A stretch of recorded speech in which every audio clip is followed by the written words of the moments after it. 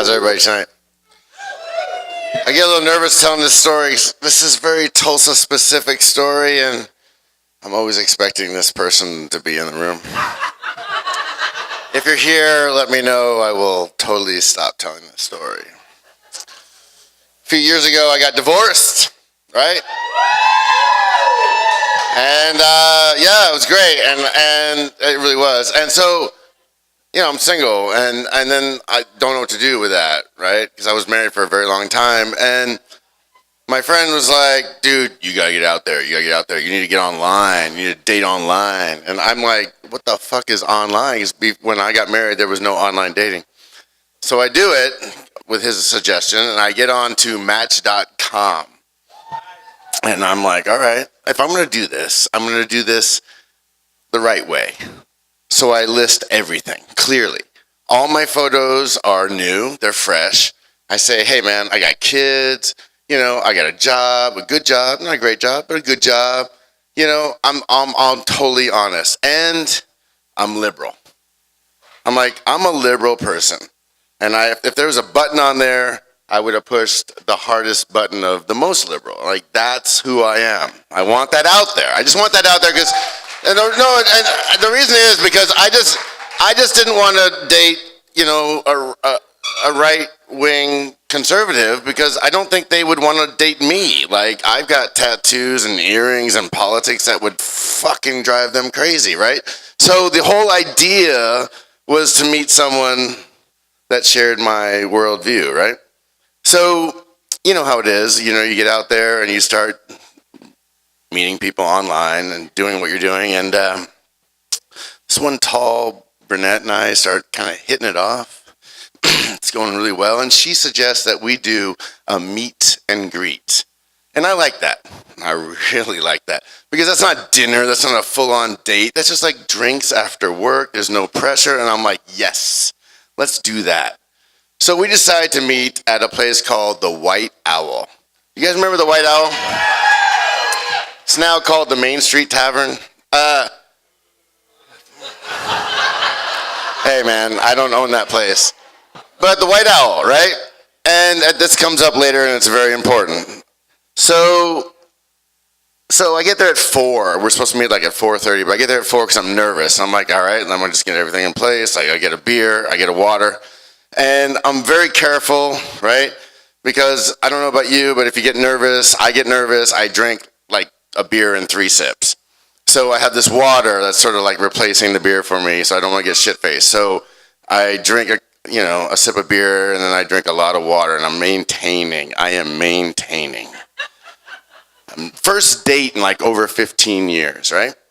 So she finally gets there. She's late. She's like there at 5 because of work and just traffic and all this. And she comes in, she's all frazzled. And she sits down, and she's like, kind of got like this attitude, and I'm like, all right, what's going on here, you know? And the waitress comes up and she's like, I want a double vodka and soda. I'm like, all right. I like this woman already. 5 o'clock. So we start hanging out and we start talking, right? And we start talking about our jobs. I'm a professor. Shauna, English professor. I'm just saying. I teach literature and creative writing, bitches. So, I mean, it's finally sexy, like Shauna's crazy. So anyway, so I take a sip of beer, because, you know, and water, and she orders another double and vodka. And I'm like, all right, and we start talking about our exes and our family life and all that, and I take another sip of beer, and she gets another double vodka and soda. And I'm like, all right, you know. And then something changed, like it does when people drink alcohol. And she just blurts out, so are you a fucking liberal? And I say, yeah, did you read my profile? She said, yeah, I fucking read your profile. I said, so you know that I'm liberal? She's like, yeah, so did you vote for Obama? I was like, yeah, I'm a liberal. I voted for Obama. She said, I fucking hate that guy. And so now I'm like, the fuck is going on? And you have this moment where you're like, I just want to get out of here. Like, I really don't know how to get out of here, but I don't know how to do that. Like, I don't know how to maneuver out of that situation. So it takes a while. And while I'm trying to figure out how to get out of this, she orders another double vodka and soda. So at some point, I'm like, the two of us agreed, like, this is done. And so we're like, okay, good. And like the waitress comes, like, we'll take the check. And, you know, I'm old school, and so the waitress comes up and like, I'll take the check. And she's old school. She doesn't do anything. She doesn't, you know. And it's $100 check. It's a $100 check. I had 2 beers. So do the math. Think how many vodkas that is. And, but she's, you know, she's really kind of mellow, like she's not wasted or anything, and she's everything her profile said. She's gorgeous, she's tall, she's brunette, she's brown eyes, she's beautiful, right? And so we decided to leave. And again, if you remember the White Owl, and this is very important, you'll remember that going out the side door of the White Owl, there was a large step. There's a large step there. Now it's all like totally like you walk out, it's like ramps and shit. You know, you can go in, no problem. But there was this large step, and science will tell you that if you shave off like just a 1/4 inch off a step, people will trip because we're so used to standard steps, right? And like I said, I'm old school, so I open the door. And I don't mean, I'm not doing this in any kind of evil way. I'm just opening the door like, ladies first. And she goes to the door, and she takes that step, and she forgets that it's a big step. Now, I forgot to say one thing, and I need to mention this really quick. In the White Owl, if you remember this, there was that alleyway. And what was in that alleyway? Do you guys remember? Giant planters.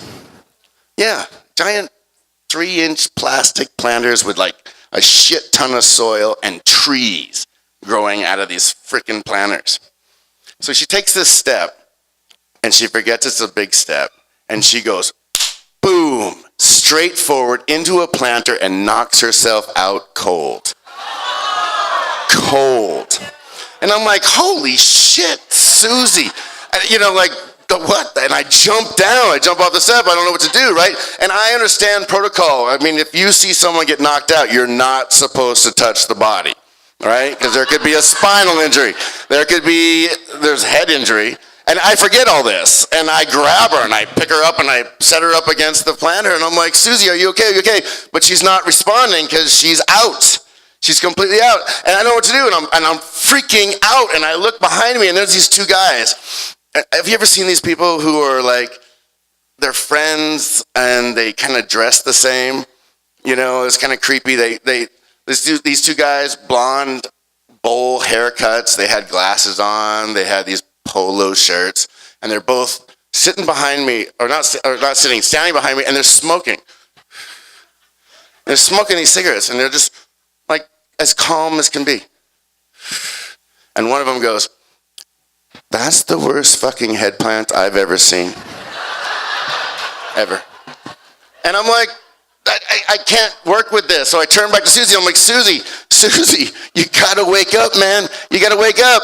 And slowly she starts coming around. I'm like, Susie, you have to tell me my name. You have to say my name. If you don't say my name, I have to call an ambulance. And she finally says, Sloan? I'm like, yes, thank you. Right? So I'm like, we have to go. This is not part of the date, never was, but I'm taking you home. So I take her all the way to South Tulsa in this gated community. She lives in this townhouse here, and her mother lives here. And I'm like, you know, maybe not someone I'd want to date, but you know what? Tonight, this actually works in our favor. You need to go to your mom's house. You need to be taken care of. Chances are you have a concussion, right? Really good chance. And I pull up, and I'm telling her this, and she's like, yeah, I'm hearing you. And then she just looks at me, and she's got her hand on the handle, and she goes, so do you want to come in and have a drink? And I'm like, no, Susie, I don't want to do that. I want you to go to your mom's, and I want you to get help. You need help. So she gets out and she goes, all right, I leave. Next morning, I get a strange a call. It's a strange number. I don't know what it is. I answer it. It's her. I left my phone in your truck. I'm like, shit, you gotta be kidding me. And yeah, there it is. I'm like, all right, let's meet 21st and Harvard, the quick trip. We'll meet there. Neutral territory. So I show up, and there she is. And she comes walking across the parking lot, and I'm walking across the parking lot. And before I even 10 feet from her, I see it. I see the bruise going down her face. I'm like, oh, are you all right? And she's like, yeah, I'm a little embarrassed. I'm like, hey, it happens. These things happen, you know? And I give her her phone, and I'm like, I'll see you later. And she's like, all right, I'll see you later. And so we leave. And I jump in my truck, and I pull away.